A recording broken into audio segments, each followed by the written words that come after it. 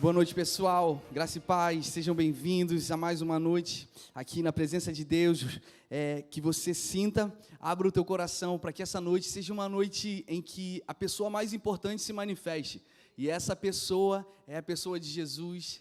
E que você não saia desse lugar como você entrou. Que você entenda que é muito interessante que você entenda que o ambiente ele é muito importante, ele é muito estratégico, mas sabe, a tua disposição, a disposição do teu coração faz toda a diferença. A gente ora, a gente está muito feliz que vocês estejam aqui com a gente essa noite. Hoje nós iniciamos uma nova série, Life Hack. A gente vai falar sobre isso nos próximos minutos e explicar um pouco esse conceito. Quantos aqui estão animados para o final do ano?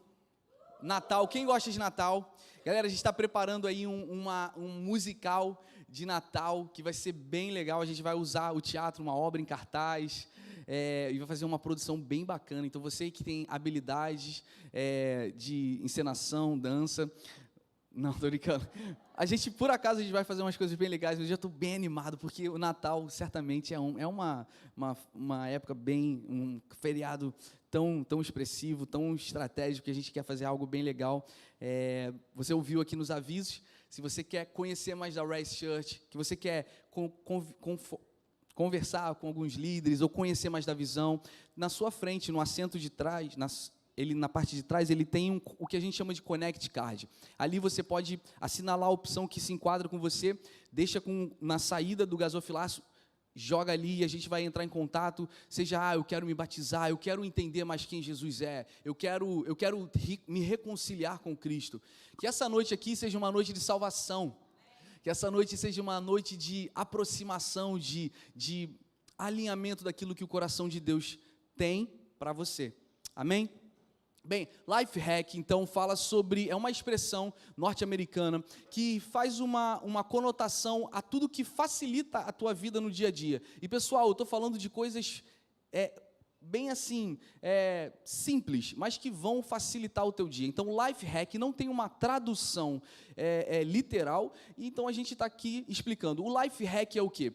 São ideias, são atalhos, são... macetes que vão fazer do teu dia melhor, você vai render mais. Tem um life hack de 2 minutos, que significa o seguinte: se você consegue resolver um conflito, um problema, menos ou em 2 minutos, de 2 minutos ou menos, faça imediatamente, não procrastine. Então, o que é life hack? É aquele aparelhozinho que você coloca no vidro do seu carro e você consegue inserir o celular no aparelho e consegue ver. Isso facilita a sua visualização, facilita a sua dinâmica. Isso é um life hack, ou seja, life hacks são ideias que facilitam o seu dia. O que a gente quer abordar aqui hoje são essas mesmas ideias, mas que foram inspiradas nas Escrituras, que Jesus nos ensinou, que vão fazer com que nós tenhamos uma vida em abundância. Olha só, você que não crê em Jesus, você é muito bem-vindo nesse lugar. Se você não crê que Deus existe, você também é muito bem-vindo nesse lugar. A gente ora para que você creia que Jesus é real, mas a gente que crê no cristianismo, nós somos cristãos, a gente crê em Jesus, olha só, e a gente crê que quando morrermos, nós teremos a vida eterna. Isso é um dos pilares da nossa crença.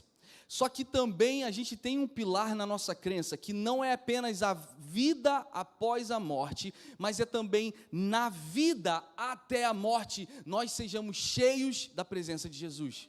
É que nessa vida até a morte, tenhamos uma vida de abundância em Jesus. E essa é a hora que você pode dizer amém. Então, nós não estamos aqui falando sobre um princípio triunfalista, ou seja, tudo vai dar certo, tudo vai ficar bem. A grande questão que a gente está falando é que mesmo nas dificuldades, mesmo nas lutas, mesmo até na morte e no luto, nós temos uma vida em abundância por causa da nossa fé em Cristo Jesus. Essa semana nós perdemos pessoas queridas. Essa semana foi uma semana triste, né? Tivemos alguns amigos de amigos, ninguém muito próximo, mas ontem tivemos a perda de um que eu posso dizer uma referência no cenário nacional brasileiro, no que diz respeito à adoração evangélica, gospel, cristã, que foi o nosso irmão, um excelente compositor, talvez um dos maiores que eu vi e conheci, tive o prazer de conhecer, veio a falecer lutando contra o câncer. E Cláudio Claro, a morte, ela faz a gente pensar, cara. E ela faz a gente pensar em quão abundante a nossa vida está sendo. Porque, por mais rico que você seja, milionário ou sábio, a morte, ela vai chegar para nós. Essa é uma das poucas certezas que a gente tem. Agora, o mais interessante é o que a gente vai deixar. E ao enterrar o corpo, né, o Cláudio sendo enterrado, o caixão, eles cantaram uma das suas canções, uma canção que foi liberada nos anos 90 e é cantada em várias nações da terra. Talvez vocês não saibam quem Cláudio é, mas certamente vocês já cantaram uma das suas canções, que fala videira, videira, videira, videira, videira, videira, vida. Tem muito mais que isso.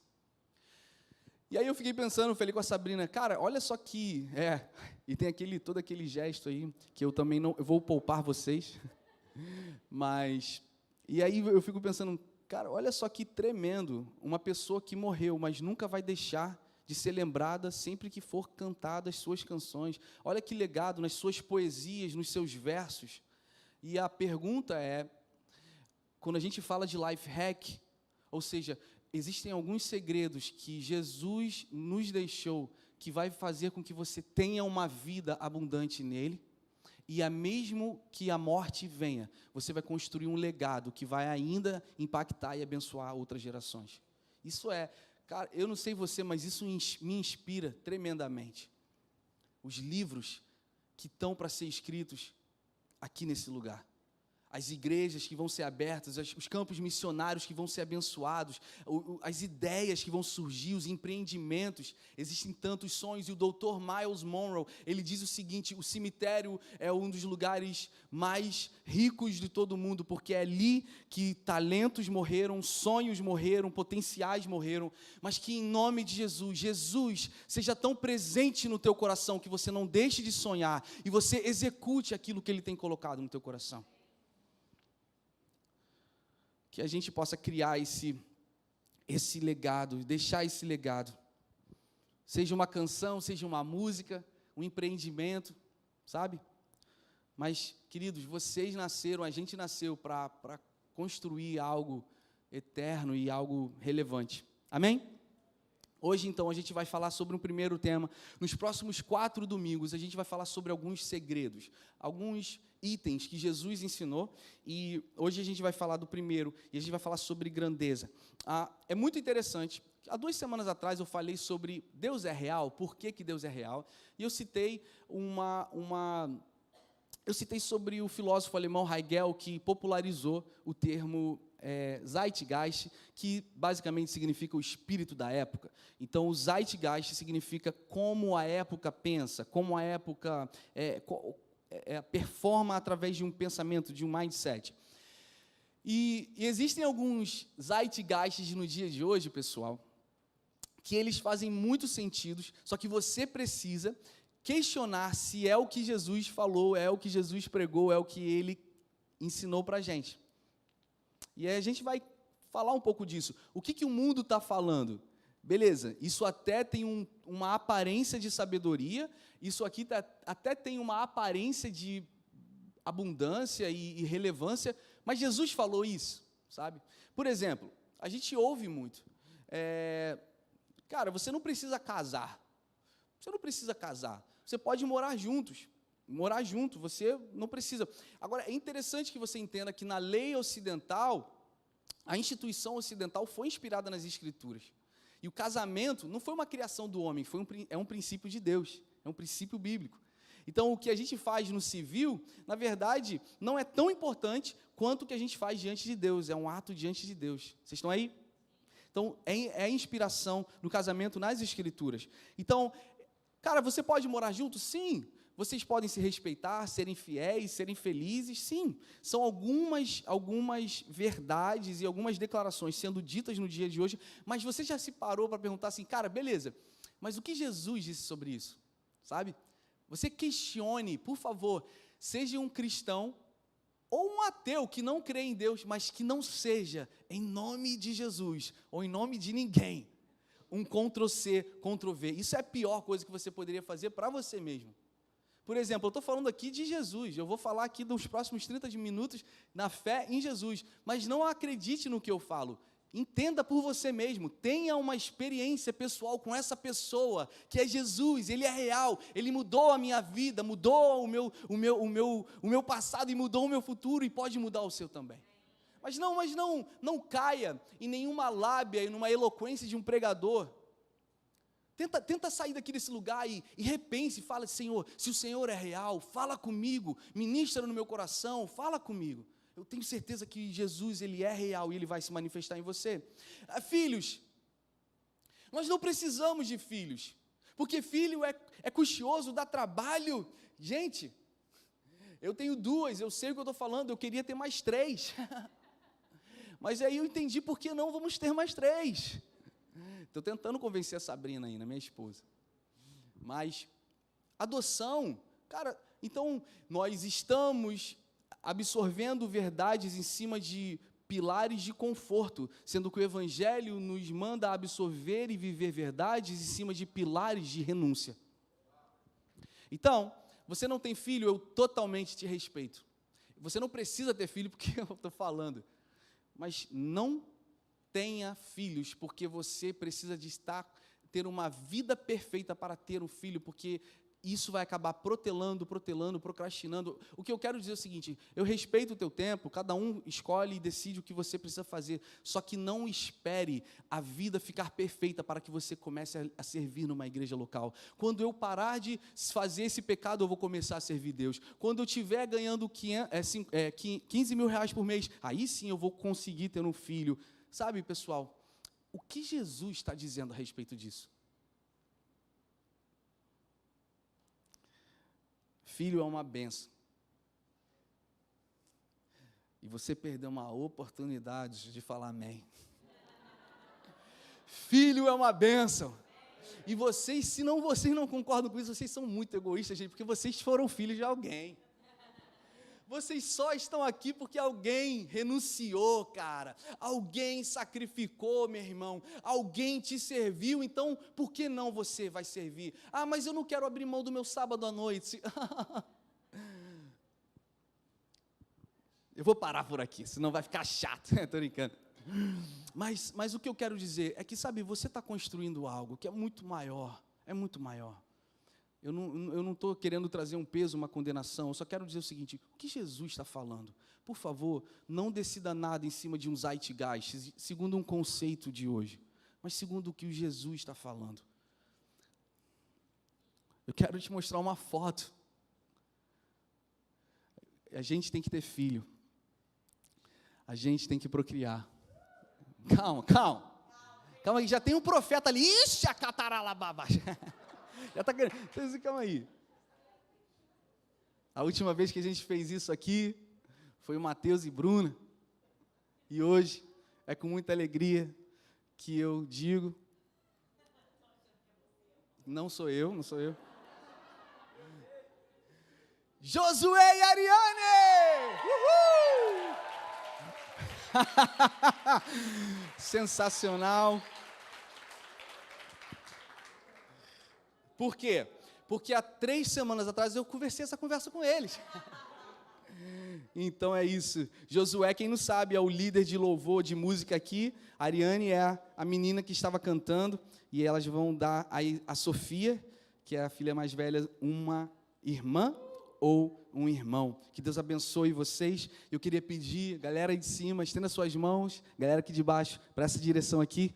Senhor, nós abençoamos Josué, Ariane e Sofia e esse neném. Nós celebramos como comunidade, como igreja, essa bênção que vem do Senhor. Obrigado. Nós declaramos uma gestação saudável, sadia, de muita alegria, que o Senhor os conceda paz, prosperidade, proteja essa criança e que ela nasça para a honra e glória do teu nome. Em nome de Jesus, amém. Queridos, é muito bom celebrar como igreja isso, e eu quero dizer, até o final do ano eu quero projetar mais fotos assim, hein? Vambora, vamos lá. Não fica esperando a pós-graduação, faculdade, aumento, não vamos não. A gente faz uma vaquinha aqui e já ajuda. Tô brincando. Tá chegando, Pedrão tá vendo, tô sentindo. Nós oramos por fertilidade nesse lugar. Vamos que vamos. Olha só, os princípios do reino de Deus são antagônicos à cultura do século e à nossa maneira de viver. Isso é uma primeira declaração que precisa ser penetrada nos nossos corações. Os princípios, portanto, são antagônicos, são contrários. A gente não vive de acordo com o que o mundo fala, mas nós vivemos de acordo com o que Jesus fala. Você pode dizer amém? Por isso a gente está falando de life hack, segredos para a vida. A gente usou o Sermão do Monte, capítulo 5, quando Jesus ele diz o seguinte: vocês ouviram o que foi dito, mas se liga, o que eu tenho dito? E essa declaração de Jesus permanece até hoje. Vocês estão ouvindo muita coisa, mas espera, o que eu estou falando? Você ouviu que você nasceu para dar errado, você ouviu que você é um pecador, você ouviu que você tem um trauma, você ouviu que a vida te rejeitou, mas o que eu digo a respeito de você?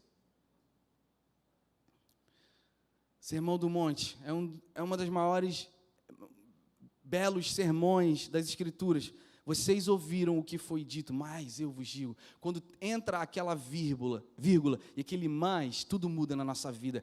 Jesus é o mais que muda a nossa história, mas eu vos digo. Assim, em Isaías capítulo 55 diz: assim como os céus são mais altos do que a terra, também os meus caminhos são mais altos do que os seus caminhos, e os meus pensamentos mais altos do que os seus pensamentos. Assim diz o Senhor. Quantos creem nisso? Isso é muito bom, para a gente saber que a gente crê num Deus que é muito, muito, muito infinitamente superior a nós. Então, num tempo de dor que você esteja hoje, entenda, esse Deus tem tudo sob controle. E é bom estar debaixo das asas dele. João capítulo 18, Jesus diz: o meu reino não é deste mundo. Você pode repetir isso comigo? O meu reino não é deste mundo.